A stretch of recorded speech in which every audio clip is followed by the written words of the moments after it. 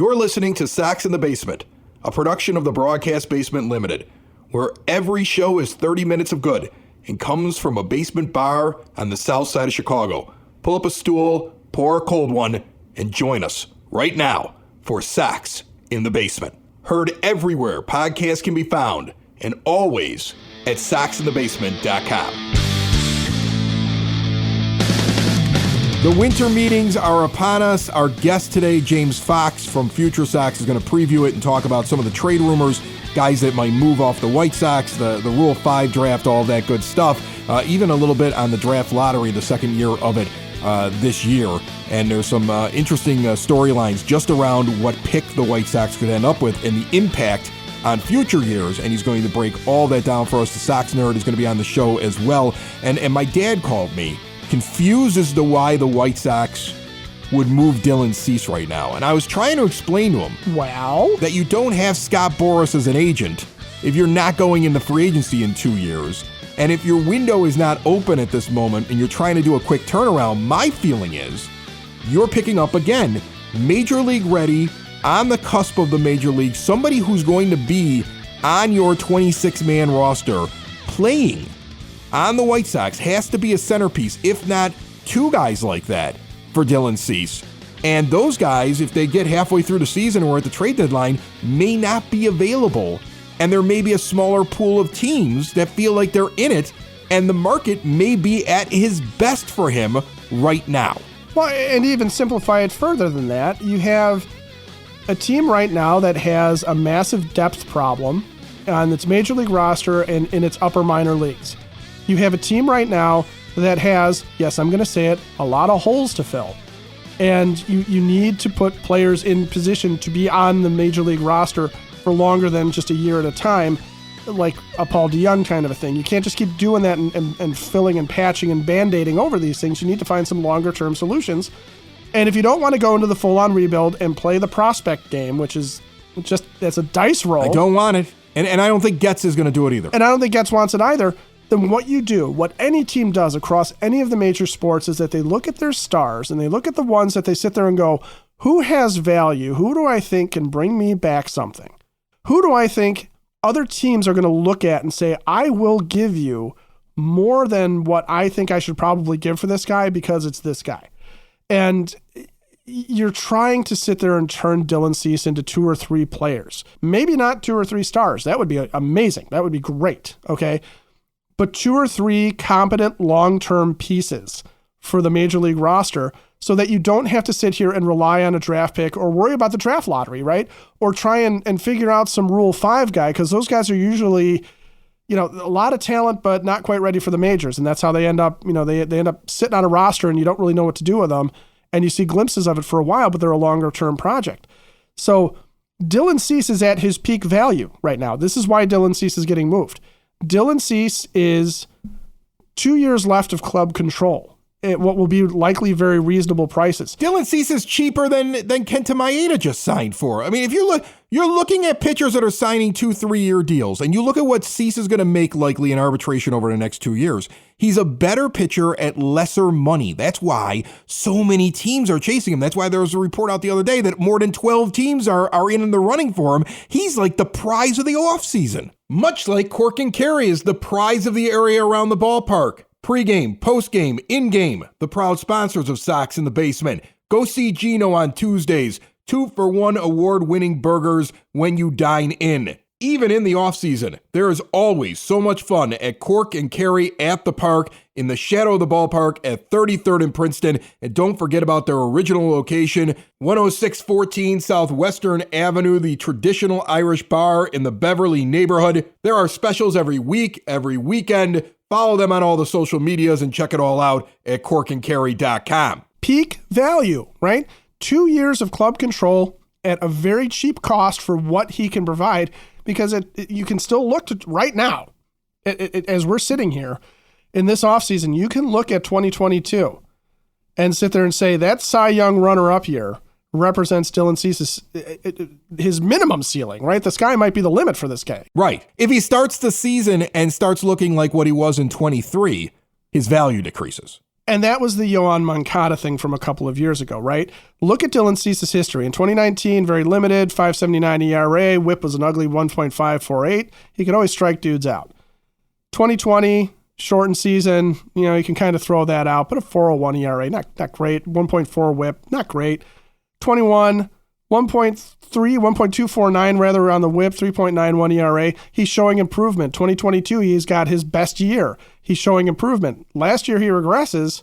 If he has 2 years of regression, then the regression becomes the norm, right? It's the Yoan Moncada effect where we saw him have that one great year and we think like that's what he could be.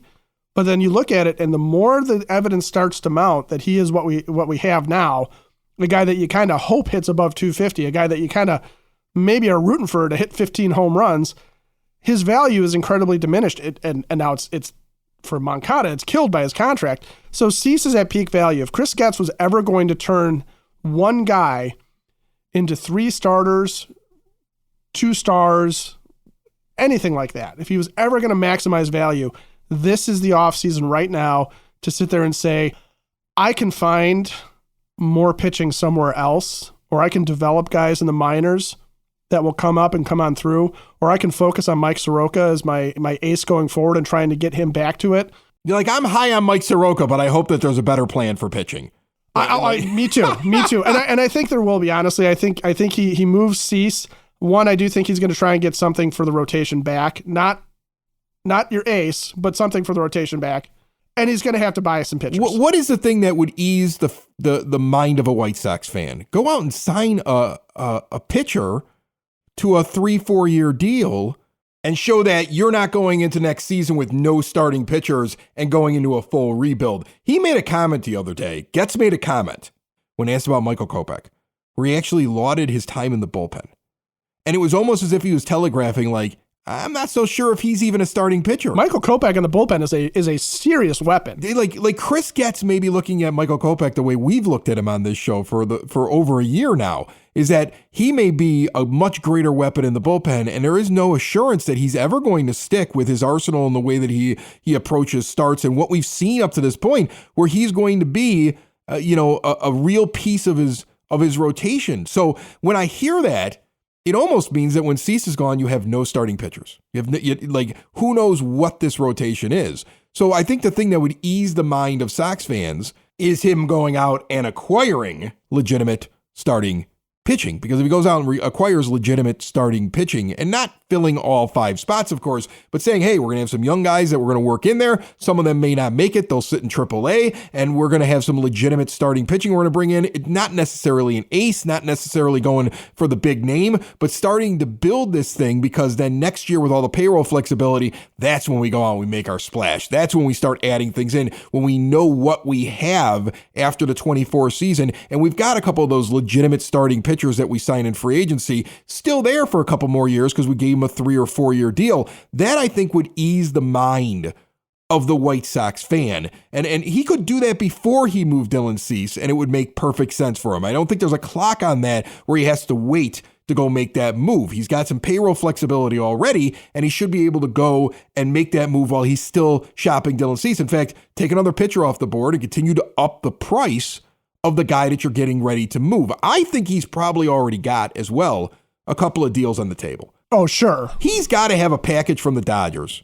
And probably, I think the Orioles, there's a lot of smoke there, right? They probably really want to deal with them. The Orioles have a lot to offer. They do. In fact, I think right now is the perfect time to bring in our good friend James Fox from FutureSox as we get ready to welcome him in for exterior windows, doors, patio doors, and storm doors. Look no further than Window and Door Superstore of Oak Forest. No high pressure sales. They're not coming in with a dingy example window sitting in your kitchen, in your living room, and trying to tell you, imagine what this will look like. No, you go into the showroom, you see a full example, all the glass designs on display, all the little add-ons are right there. No pictures in a book, see it in person. Owners in showroom and at the site, all of their own employees, they don't farm out the work.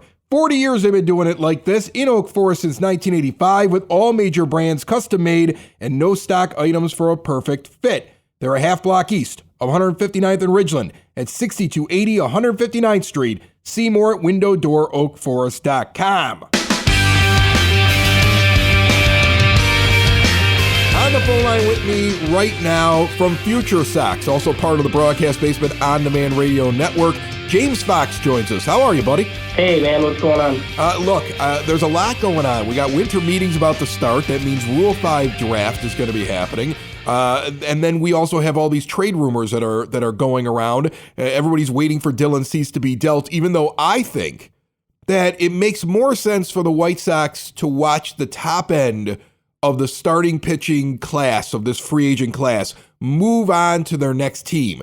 And then that increases demand, and Chris gets the best package possible. You've been watching this thing. I'm hearing Orioles. I'm hearing Dodgers. I think Orioles will be interesting. I think Kjerstad sitting in the outfield opening day as part of that package would be very interesting to me. I think moving on from Cease and fixing positions with players that are on the cusp, major league ready, or even a major league player would make me very, very happy with the return rather than seeing a prospect that's 2 years away. That's the difference between a rebuild and a retool. What are you seeing right now with Dylan Cease?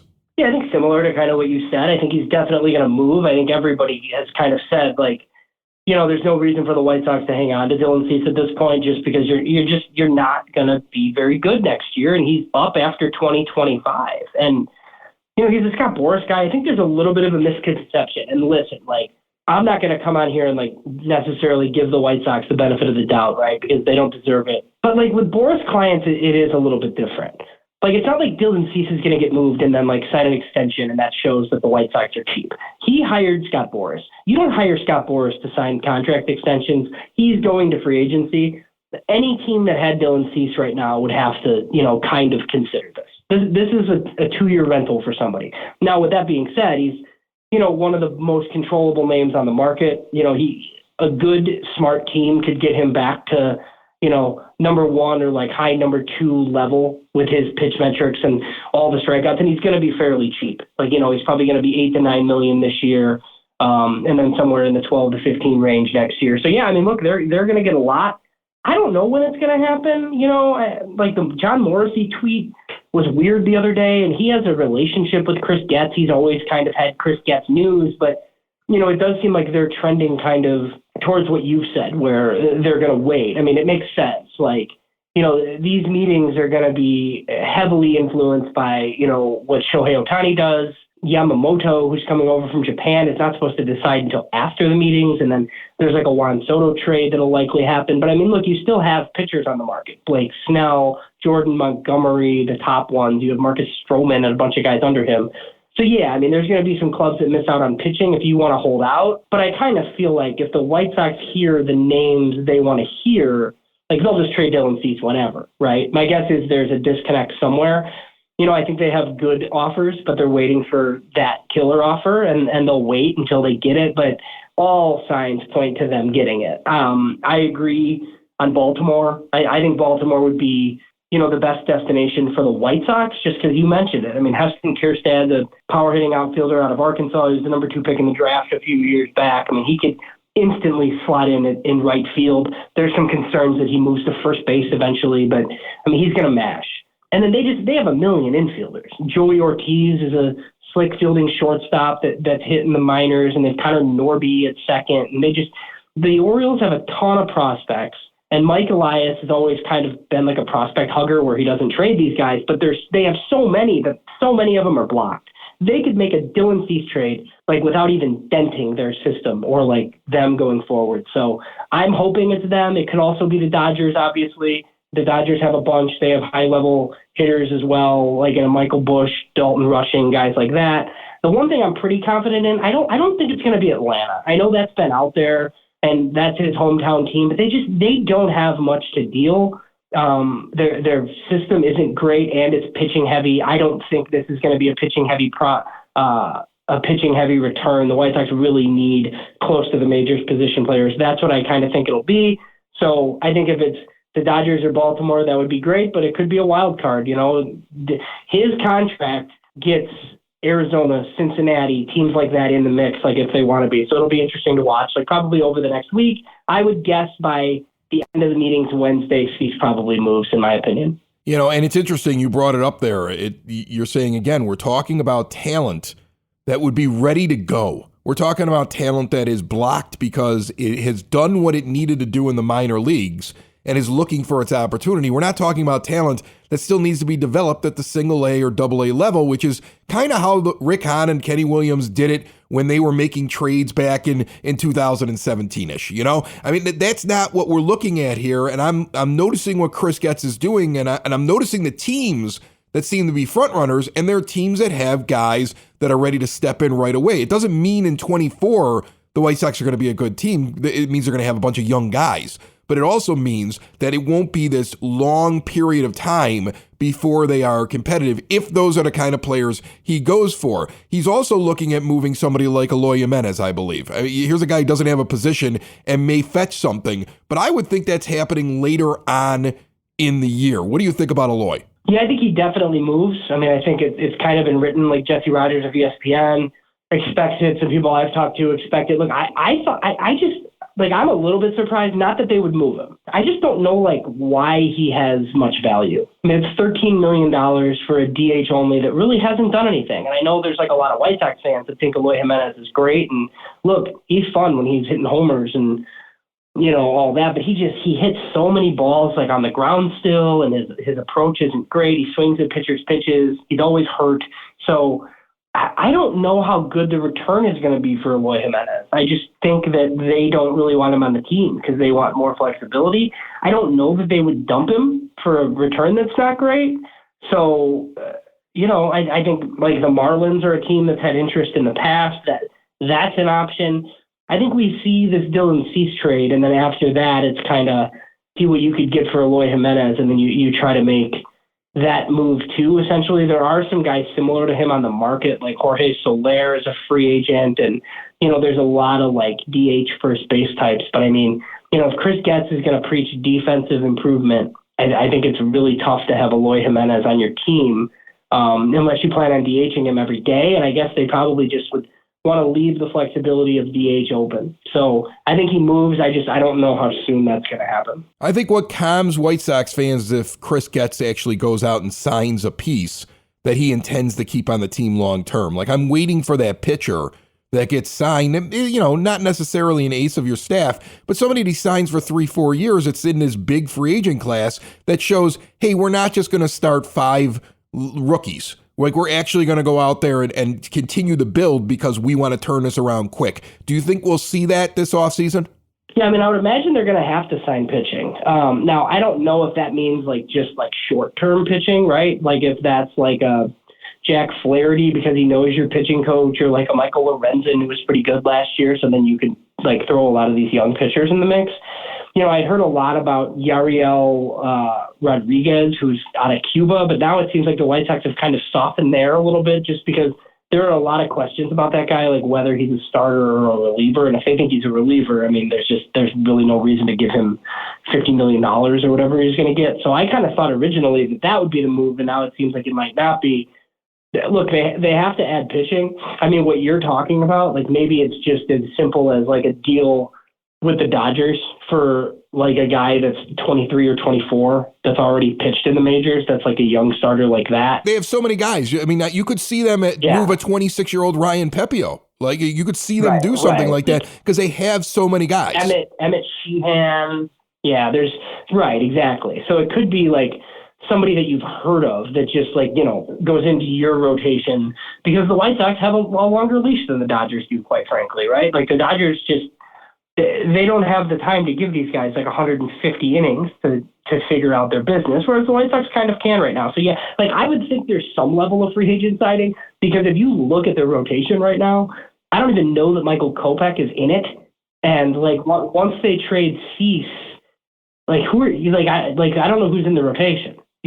So the 2 acquisitions from Atlanta are probably the guys I'm most sure of who will probably end up in the rotation, which is kind of funny. Yeah. Soroka for sure, and Schuster has options if you're not thrilled with the way he looks, right? So he could even be in Charlotte as well. So yeah, but it's just a whole mix of Jake Eater and Christian Mena and Nick Nastrini and all these guys. But I would imagine that there's at least 2 veteran bookends in that rotation, but it might be short-term-ish type guys and not what you're talking about. But I think, fans would welcome a starter. Like if they went out and signed Jordan Montgomery or something, you know what I mean? It'd be like, oh, okay, like that makes sense. Because I do think they think that, they can compete in 2025, and I don't disagree with them depending on what else they can do here.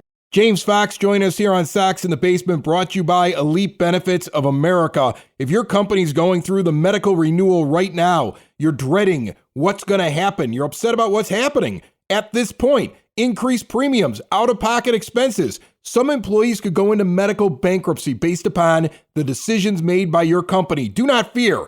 Butch Zemar and Elite Benefits of America are here. Whether you run the benefits program for your company, own the company, if you buy your own insurance privately on your own, or if you're at retirement age dealing with medical, the folks over at Elite Benefits are the ones you call right now to help you out during this period of time and to help you in the future.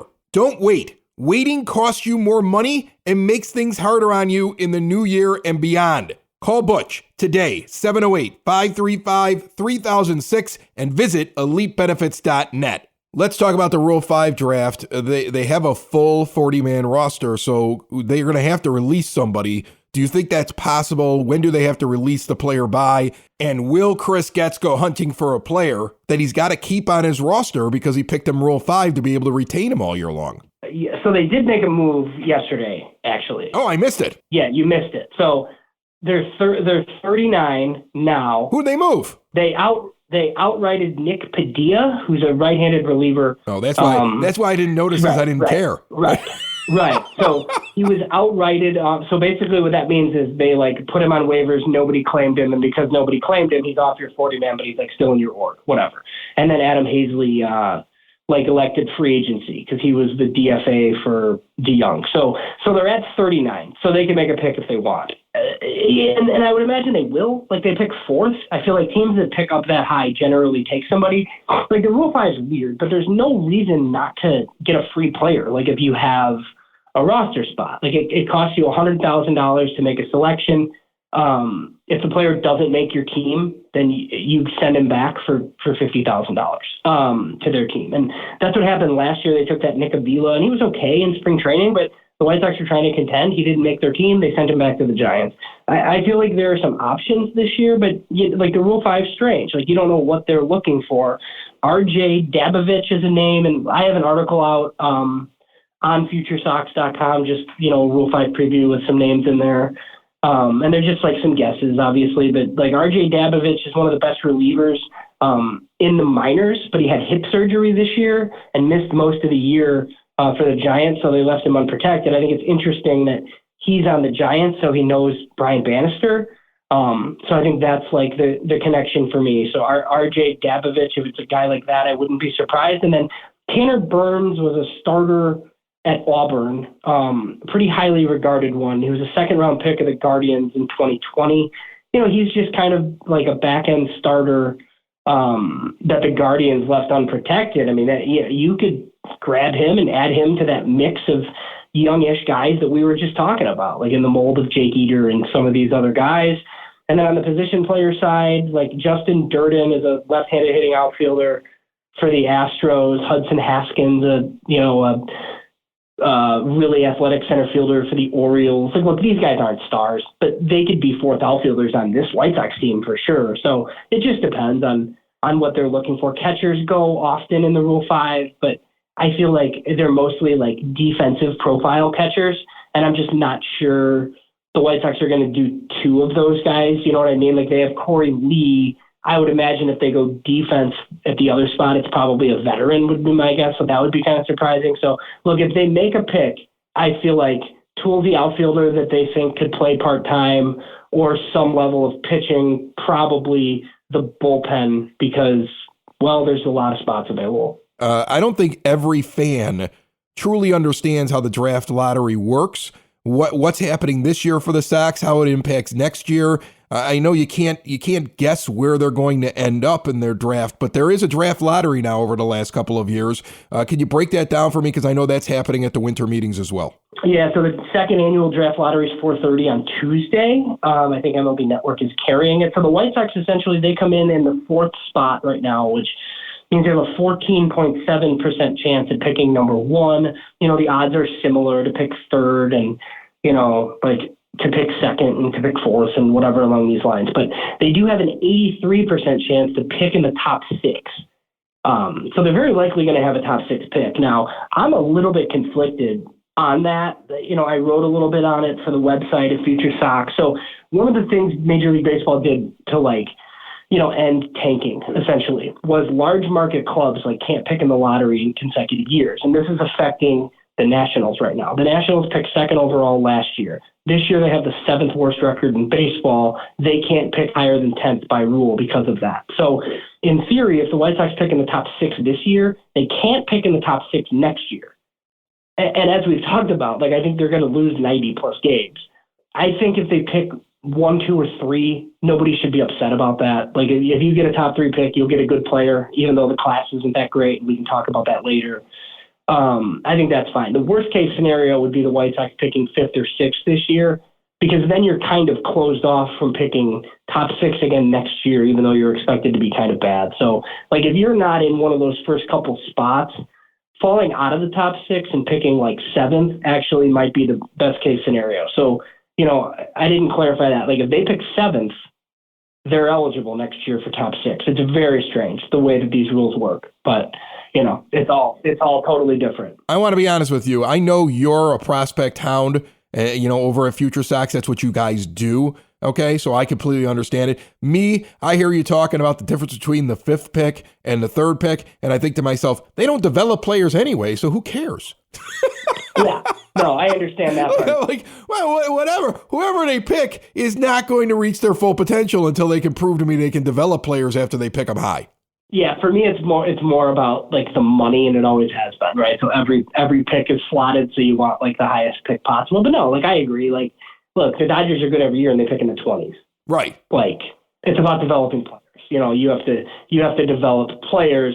It's just for me, in a draft class where the best players in it are college first and second basemen, and next year there's Jordan or Ethan Holiday, who's Matt Holliday's other son, who's better than the one that's the number one prospect in baseball. He's eligible in 2025. You'd like to have a shot at him if you're going to be terrible again. But I mean, it is what it is. It's all small type things. If the White Sox land a top 3 pick on Tuesday, people should be excited about that. But they'll probably end up in the top 6 somewhere just because it's 83% odds. James Fox, he's from FutureSox. He's also nice enough to come on this show. He's been doing it for years upon years, and he always has good stuff for us. Enjoy the holiday season. Don't drink too much nog, and enjoy the winter meetings as well, my friend. Yeah, I will. I love the winter meetings. I'm always on my phone and on Twitter or X or whatever the hell we're supposed to call it at this point. So yeah. Next year, I think you and I, we should just go there. I don't know what we would do, but I just kind of want to go and hang and just see what happens. Well, yeah, let's see what city it's in first.